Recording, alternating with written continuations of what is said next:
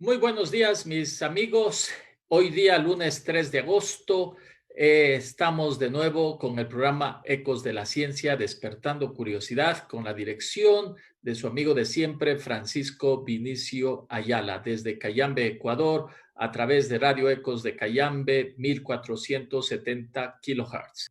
Hoy día, lunes 3 de agosto, es un programa diferente, vamos a evaluar lo que ha sido nuestro programa en esta primera temporada. Y para ello, pues, vamos a conversar con el amigo de siempre, el magíster Iván Córdoba, y revisar lo realizado en la primera temporada y a ver cómo es que el público en general ha podido observar y ver de qué está hecho este programa Ecos de la Ciencia. Buenos días, Iván, y un poquito, pues, al terminar esta temporada, a ver si conversamos un poco de ciencia, no solamente de política y de pandemias y de cuestiones, de cuestiones que el día a día las noticias nos lleva.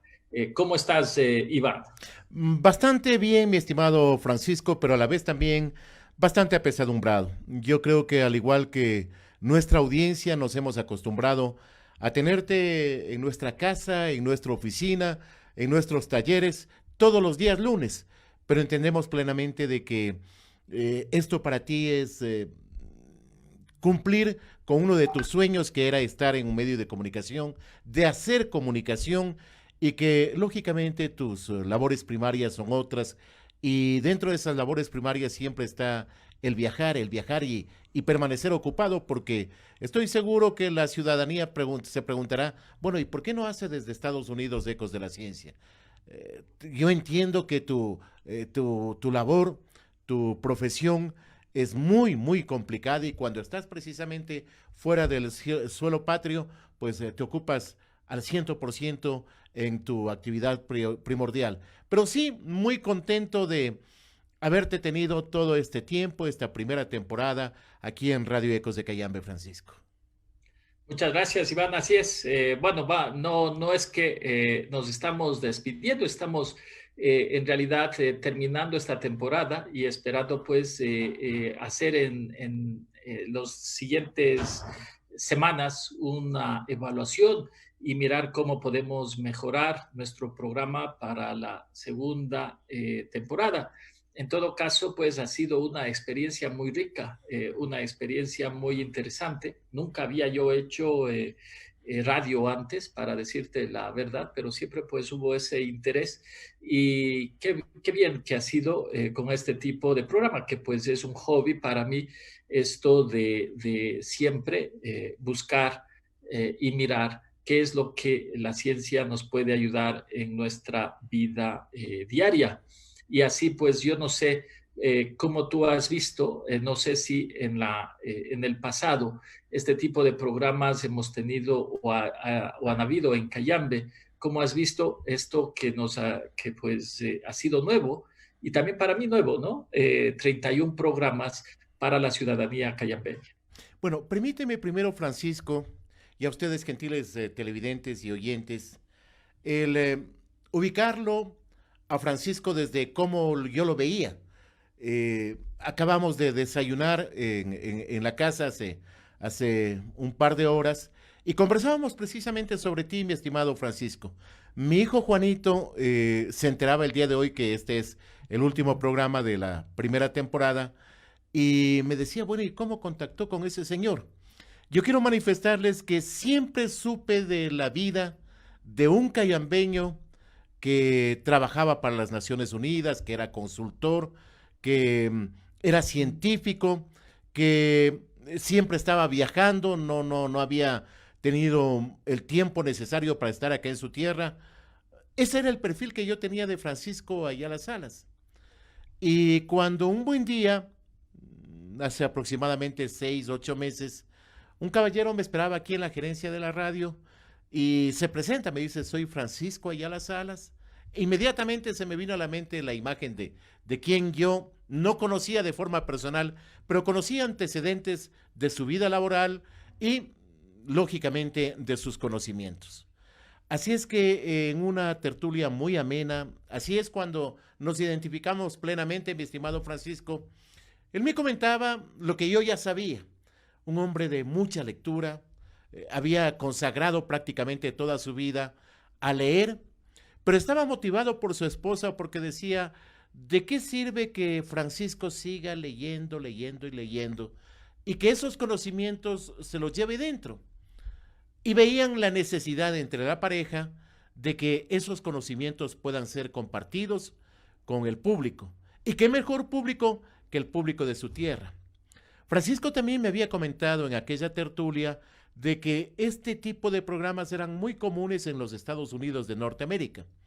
Y para contestar la pregunta de Francisco cuando me dice, ¿se han hecho programas de este tipo en Cayambe? La respuesta es tácita, mi estimado Francisco, no. Nunca habíamos tenido este tipo de programas en Cayambe. En el Ecuador, yo considero que son muy poquitas, contados con los dedos de la mano, las experiencias radiofónicas en donde se trate ciencia. Porque si es que hablamos de ciencia, Francisco, televidentes y oyentes, estamos hablando generalmente lo que está en el imaginario colectivo, es de que estamos hablando de temas que los trata solamente un sector, una élite mundial, a donde quienes pueden acceder a la ciencia. Como que en el imaginario colectivo está que la ciencia no es para el consumo de los seres comunes y corrientes. Y quizás eso se da porque cuando los científicos hablan entre sí, cuando los doctos en determinadas materias hablan entre sí, utilizan un vocabulario, una jerga que es propia de ese sector y que es imposible que el hombre de a pie, el hombre de pueblo, los pueda entender. Esa es una de las particularidades y del éxito que ha tenido Ecos de la Ciencia. El poner en el idioma, entre comillas, común de los seres humanos, estos temas científicos. Acabo de escuchar lo que el mundo científico estuvo discutiendo, descubriendo y comunicando la semana anterior con respecto al Alzheimer, pero que seguramente esos estudios están en tratados científicos, difícil de entender para los seres humanos de a pie. Allí está el papel fundamental de Francisco Ayala Salas, que inmediatamente lo traslada, lo traduce al idioma que todos podemos entender y conocer temas que recién la semana anterior la ciencia estuvo discutiéndolos y hoy estuvieron al servicio de la colectividad de Cayambe, que claro, ya no solamente lo consumimos a nivel local, a nivel de Cayambe, sino a nivel mundial. Allí está precisamente uno de los comentarios de los cuales nos hablaba Francisco, de una distinguida cayambeña como es Paulina Maldonado, que también le gusta mucho este tema de los asuntos científicos y que por su lugar de residencia en Inglaterra, estoy seguro que es muy común y muy trivial para Pauli el escuchar en un programa de radio los temas que los trata Francisco. Así es que no ha habido otras experiencias de este tipo en Cayambe, pero has sido pionero, mi estimado Francisco, y has ingresado con mucho éxito, con pie derecho. Nosotros ahora, con los medios digitales, tenemos por defecto, por costumbre, por obsesión, el ir mirando la audiencia que tenemos en los diferentes programas y caramba, Ecos de la Ciencia se ha ubicado en un nicho estratégico dentro de nuestra selecta audiencia, mi estimado Francisco. Yo te quería un poco, Iván, comentarte algunos, digamos, corolarios o conclusiones de estos 31 programas.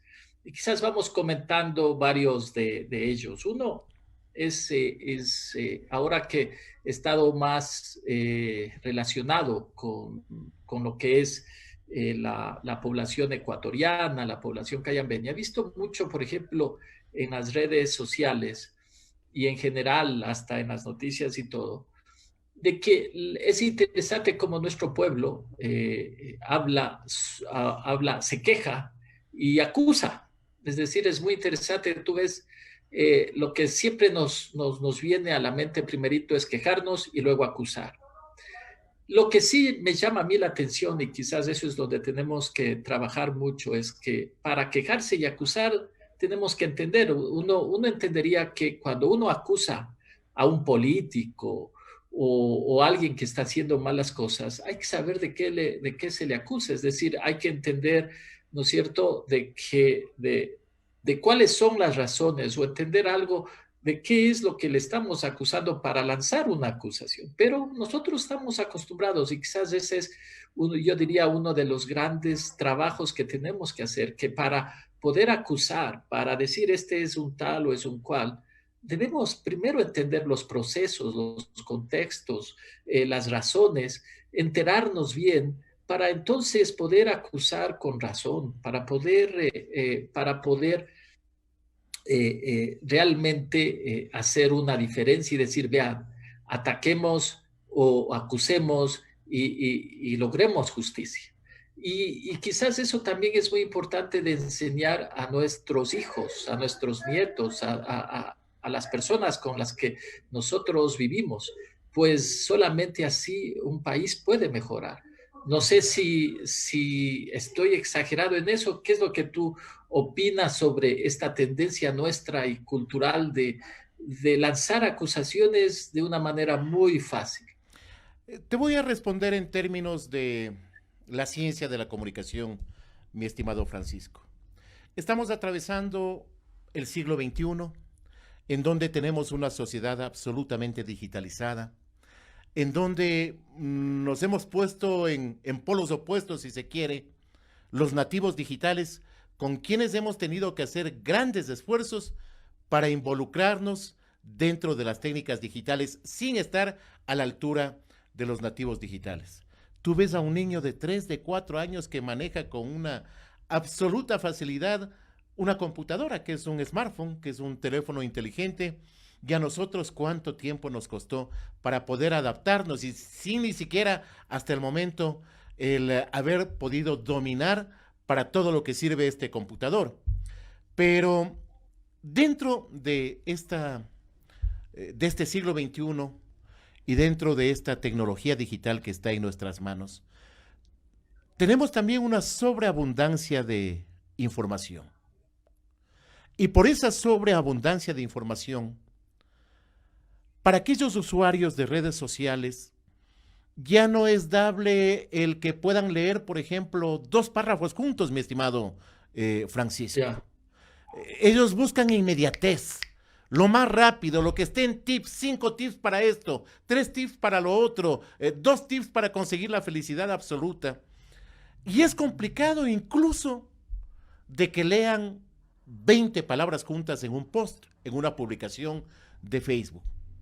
Es increíble ver, por ejemplo, y les invito a que hagan el ejercicio, cuando Ecos de Cayambe saca los posts y que está indicando la fuente de información, etcétera, etcétera, y más abajito preguntan, ¿y de dónde sacaron esos datos?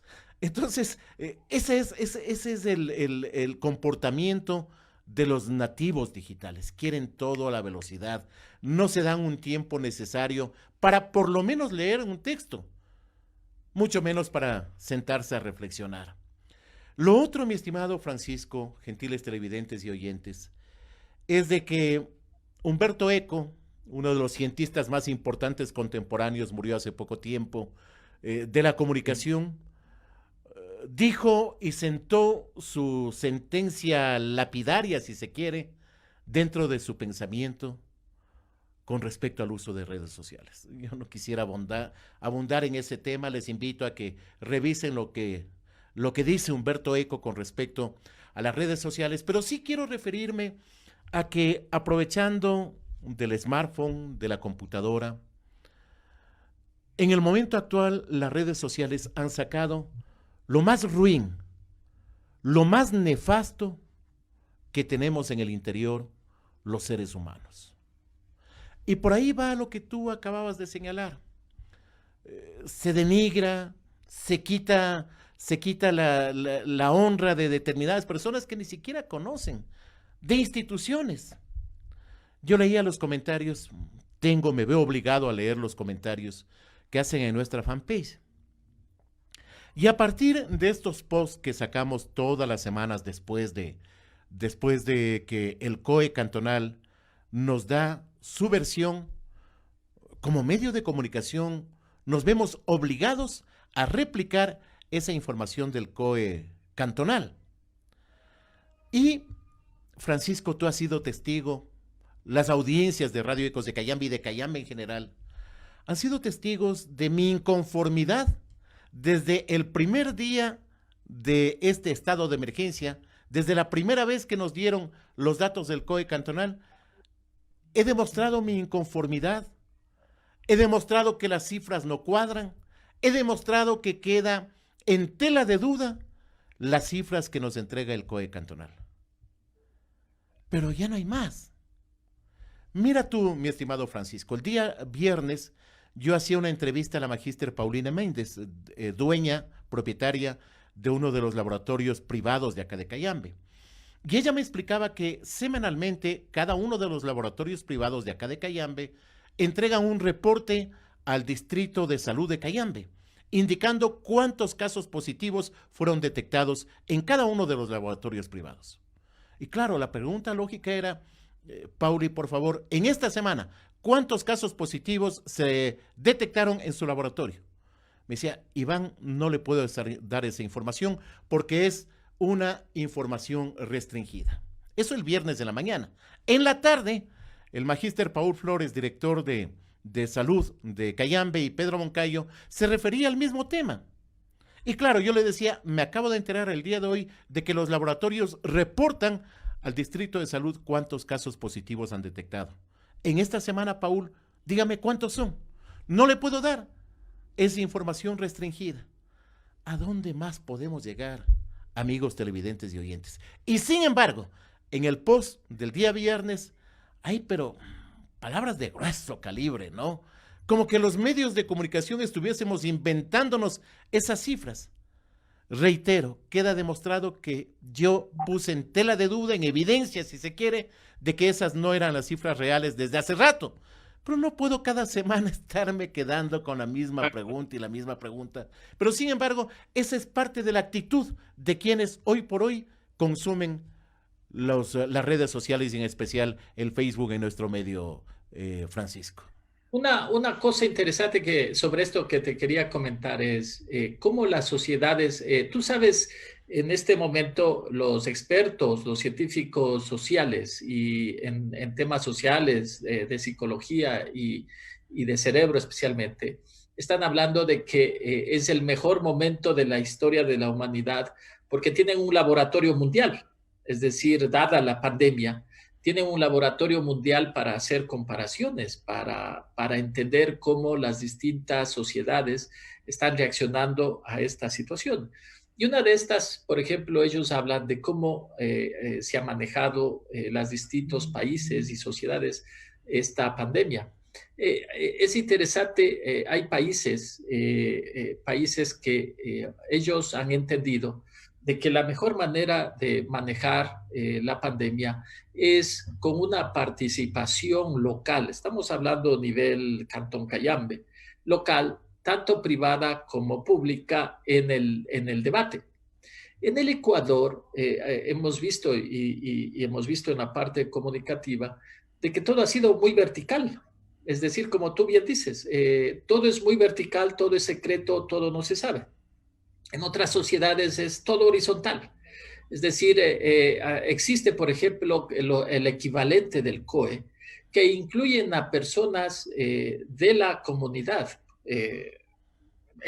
digamos, conocedoras que pueden aportar y que ellas le dan ese nivel de credibilidad porque no están atadas ni a un gobierno local ni a un ministerio, sino que son parte de la comunidad.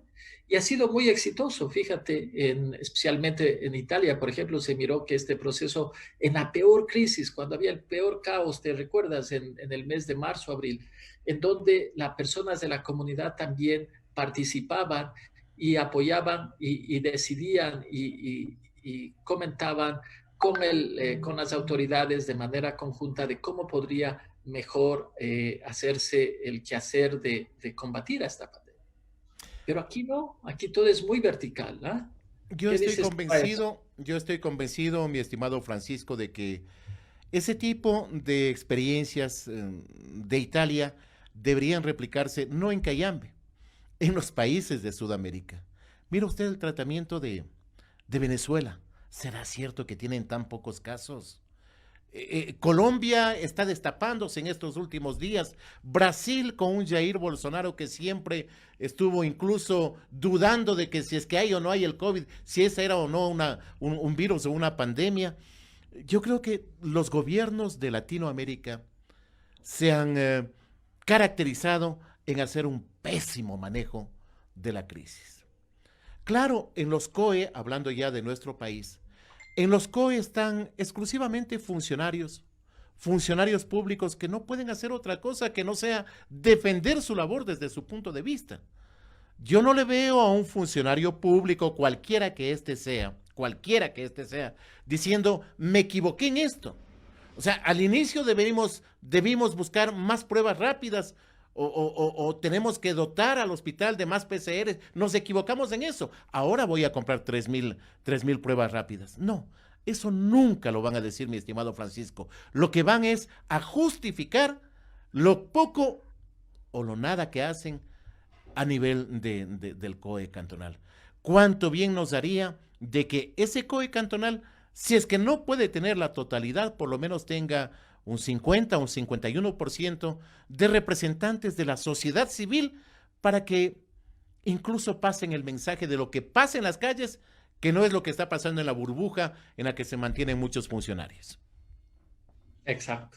Ese es otro de los temas que he visto de que pues estamos, es decir, y en general es lo que me llama la atención, es decir, a pesar de todo, la comunicación y todo lo que está tan cerca de nosotros, no importando la distancia, no tomamos experiencias buenas, no aceptamos hacer cosas en donde están funcionando. Ahora, otro tema que te quería comentar es que así mismo hablando de este laboratorio mundial, otra cuestión muy interesante y ahora que pues estamos empezando una lid electoral que va a ser pronto, fíjate, tenemos un laboratorio mundial en donde podemos analizar a presidentes y a líderes cómo ellos han enfrentado las crisis en sus países y qué tan mal o bien han podido hacer dependiendo de las decisiones que ellos han tomado. Imagínate, ha sido la diferencia de miles de muertos, de graves problemas económicos por la testarudez o por el buen manejo de estos líderes. Y eso se está mirando de manera frontal y profunda, ¿no?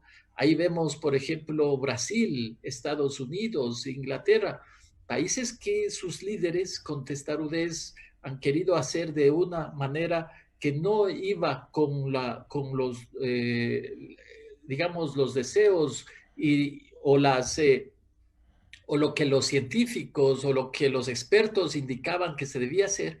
Y mira los resultados. En Brasil, para finales de año se espera que lleguen a 200,000 muertos. En Estados Unidos van a pasar el 250,000.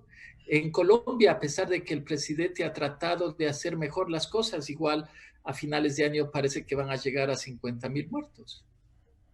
Mira tú, Francisco, en cuántas cosas tuviste razón, no ahora que ya conocemos los resultados, sino en el mes de marzo, en el mes de abril, cuando todo esto iniciaba y tú decías, el mundo no está preparado para esta pandemia, el mundo científico no está preparado para esta pandemia, tú no los decías. Bueno, y dentro de ese mundo también están los políticos, quizás los menos preparados para este tipo de pandemia, pero esto es lo que revolucionó nuestra contemporaneidad.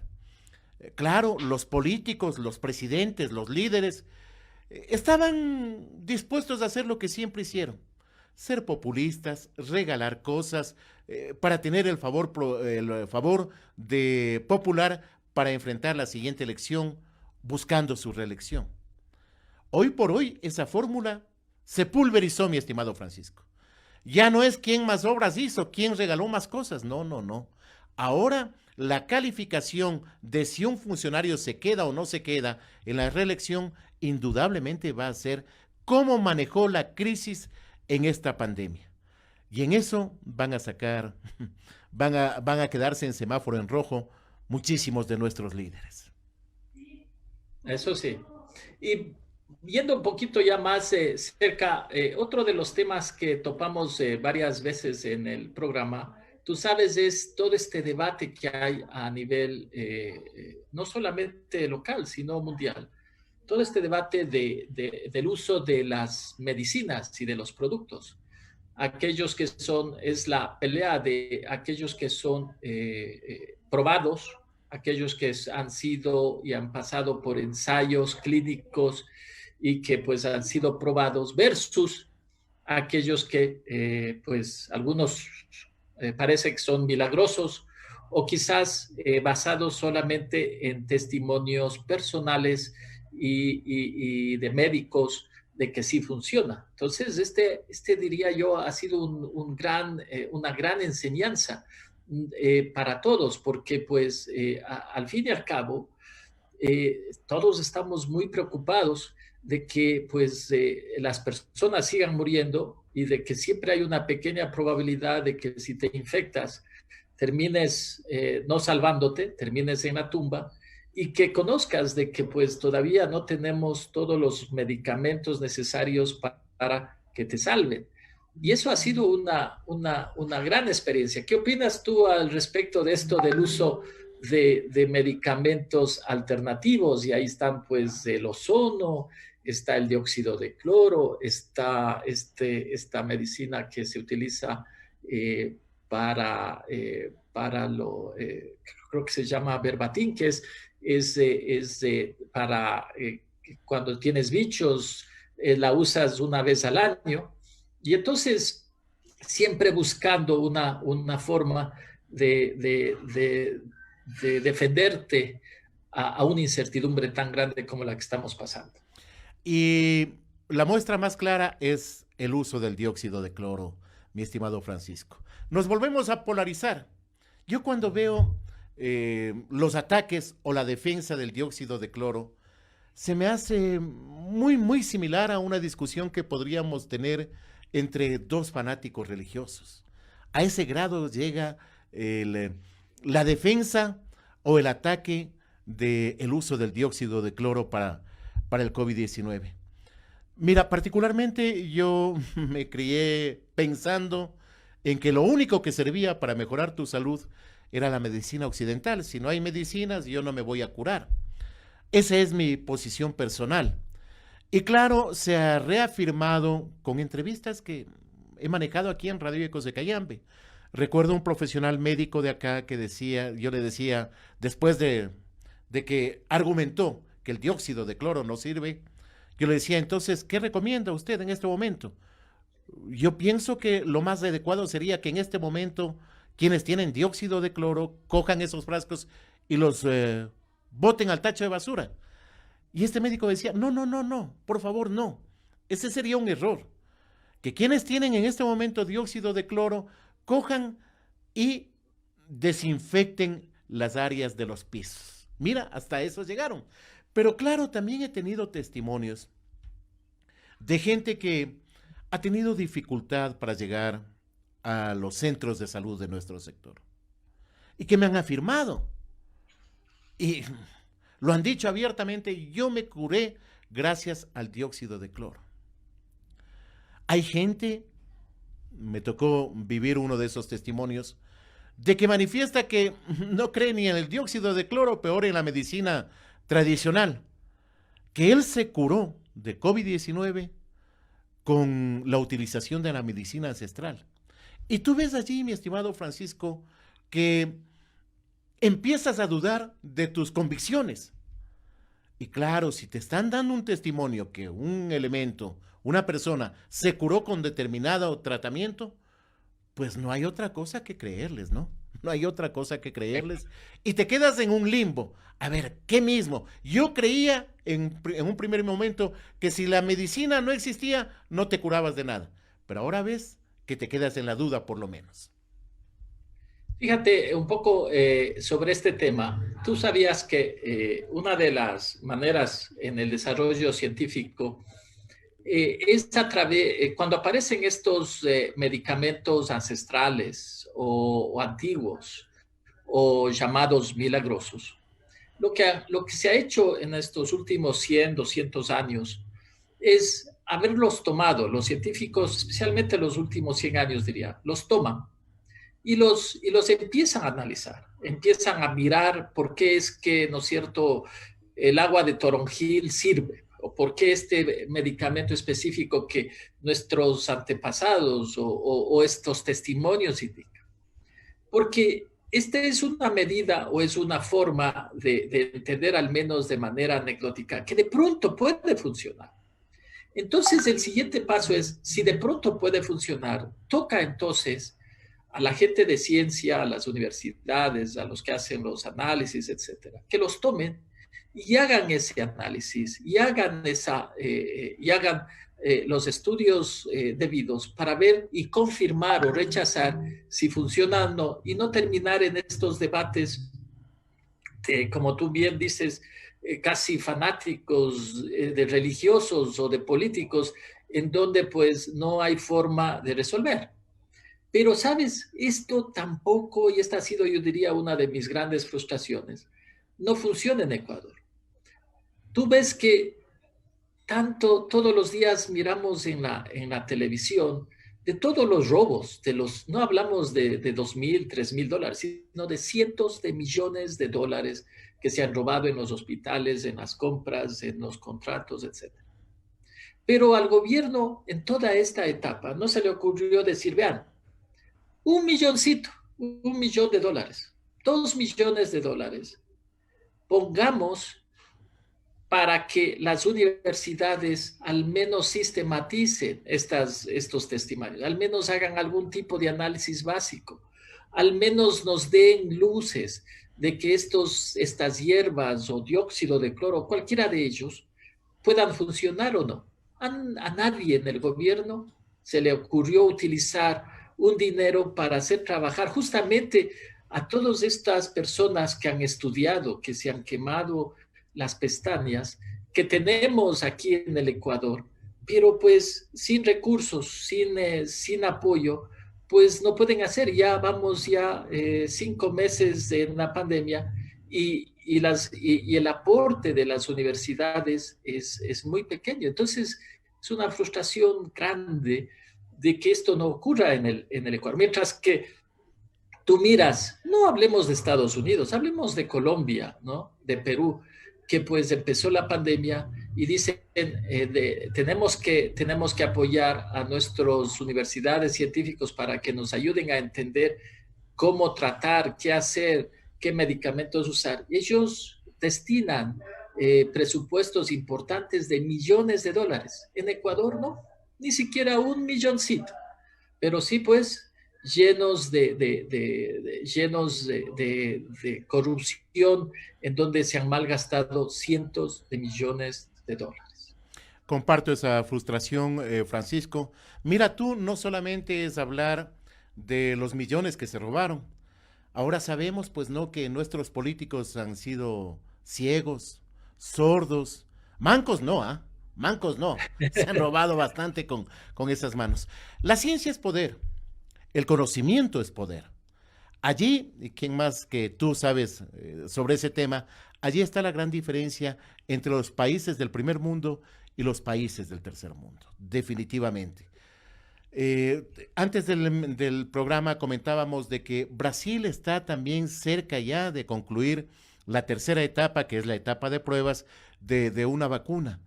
Y Brasil está dentro de Sudamérica, pues mi querido Francisco.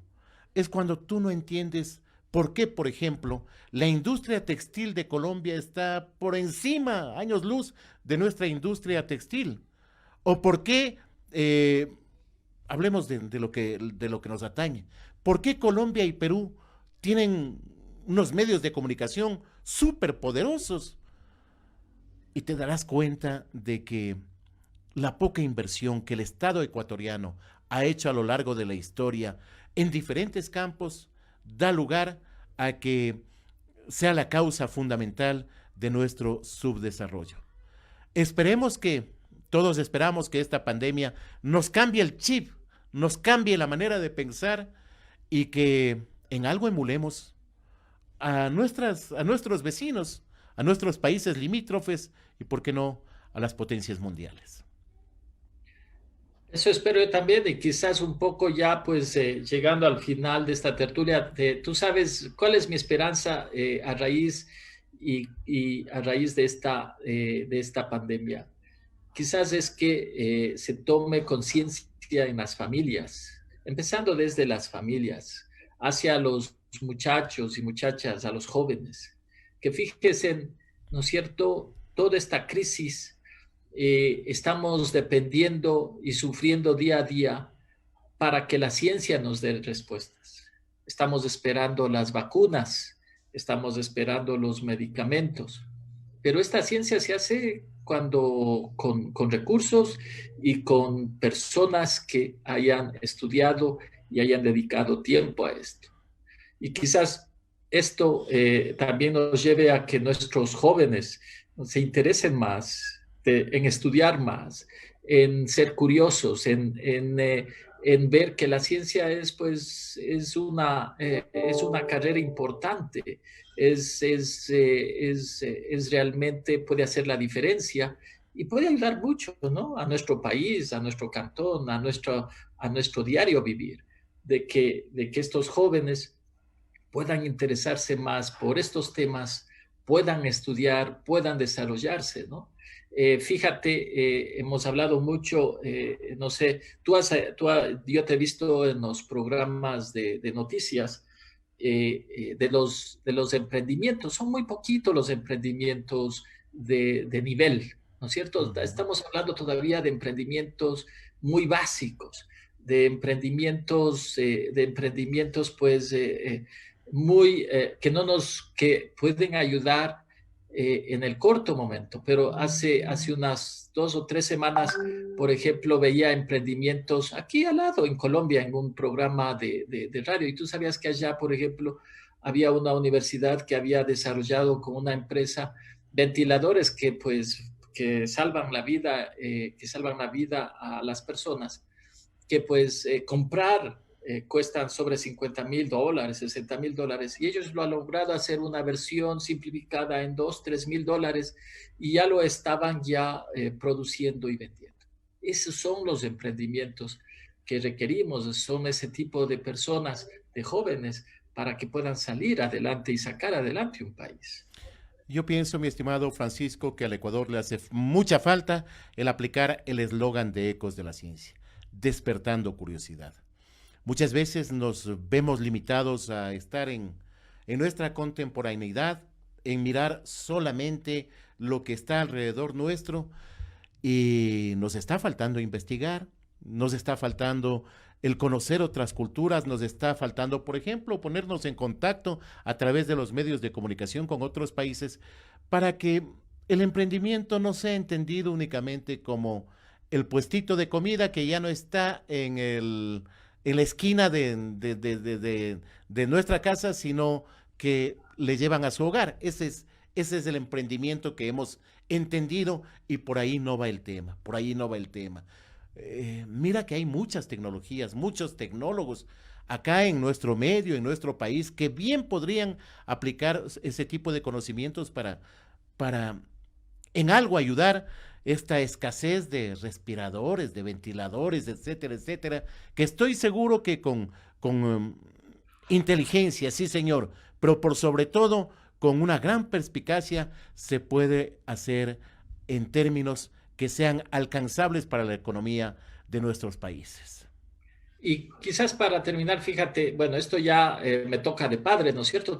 También hay que sacar a relucir lo bueno que hacen los hijos, que tanto nos preocupamos. Fíjate, el hijo mío, tuve la suerte de poderlo educar en Estados Unidos, en una universidad importante, y cuando empezó la pandemia, él quedó atrapado en Estados Unidos y no pudo venir y regresar. Y entonces pasó un mes, 2 meses, y yo siempre le preguntaba, oye, ¿qué tanto estás haciendo ahí?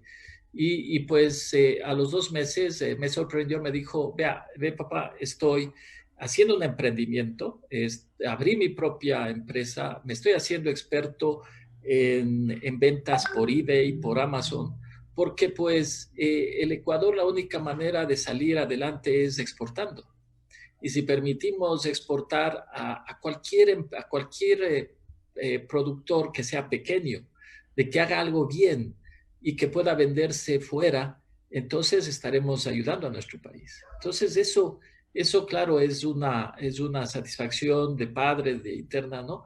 Y yo ya quisiera que este tipo de cosas se puedan dar en muchas familias, en muchos procesos, porque el Ecuador, para salir adelante, necesita de estos jóvenes que puedan hacer cosas importantes y nos puedan sacar adelante. Maravillosa experiencia. Cuando empiezas diciéndome que tu hijo se hizo un experto en Amazon, yo pensé en el lado contrario, ¿no? En que los ecuatorianos podrían comprar en los Estados Unidos, pero tú estás dando totalmente, girando totalmente esa posibilidad. Y no solo que se está haciendo experto en un emprendimiento tu hijo, sino que está pensando en su país y está pensando en sus productores. Entonces, ya sabemos que de aquí en poquito estará comprando en Amazon productos ecuatorianos. Felicitaciones por aquello, mi estimado Francisco. Bueno, mi estimado Iván, y quizás la última pregunta para ya ir terminando es, ¿qué te llamó más la atención de Ecos de la Ciencia y qué no te gustó? Para ya, pues, como jefe, un poco preguntarte ya, pues, la evaluación del jefe. Bueno, me gustó. Lo que más me gustó fueron las entrevistas a los científicos, a los autores de libros. No estamos pues acostumbrados en Ecos de Cayambe ni en nuestro sector a escuchar, por ejemplo, una entrevista en inglés y que la traducción sea inmediatamente, y eso lo hiciste muchas veces con varios autores famosos de libros famosos, tu facilidad con el inglés, el poder traducirlo inmediatamente, es algo que me fascinó, porque no es usual, reitero, porque tú sabes lo que estás haciendo. Y creo que al igual que a mí, le gustó a muchísimas personas que autores de otros países puedan conectarse con la audiencia de Radio Ecos de Cayambe. Me gustaron mucho las entrevistas, ¿eh? No solamente con científicos, la doctora de la semana anterior fue espectacular, César Montúfar, es decir, tuviste la capacidad de enlazar varios aspectos que probablemente no están a nuestro alcance, hacerlos cotidianos y tenerlo acá en Radio Ecos de Cayambe. ¿Qué no me gustó? Muy difícil. Quiero decir algo más en este tema. Me gustó muchísimo tu responsabilidad con tu audiencia, con el medio. No solamente quedarte en el plano de tus conocimientos, sino ingresar, entiendo, en un curso para que te enseñen a cómo hacer programas de radio. Me gustó muchísimo esa tu responsabilidad. No puedo esperar menos de alguien como tú, mi estimado Francisco. ¿Qué no me gustó? No tendría muchos argumentos en ese tema. De pronto al inicio estuvimos exagerando en el tiempo, ¿no? Por esta situación que siempre pienso en la instantaneidad de las audiencias. De pronto al inicio estuvimos haciendo un programa de 2 horas y media, algún día nos fuimos a 3 horas. Me parece que esa capacidad de síntesis que has tenido en el último tiempo y hacer los programas de 75, de 90 minutos, han ayudado en mucho a las audiencias, porque difícilmente podemos pedirle a nuestras audiencias que estén 2 horas junto a nosotros, pero esa capacidad que has tenido de sobre la marcha corregir, pienso que ha ayudado en mucho, mi estimado Francisco. Bueno, te agradezco muchísimo, Iván. Y pues igual, de mi parte, te agradezco la apertura, porque pues yo no sabía, tú sabes, cuando tuve esta idea, golpeé varias puertas y tú fuiste el único que pues de manera inmediata y de forma espontánea te pusiste muy abierto a estos temas. Las otras puertas indicaban este tipo de temas, pues no escucha a nadie, no mira a nadie, no le interesa.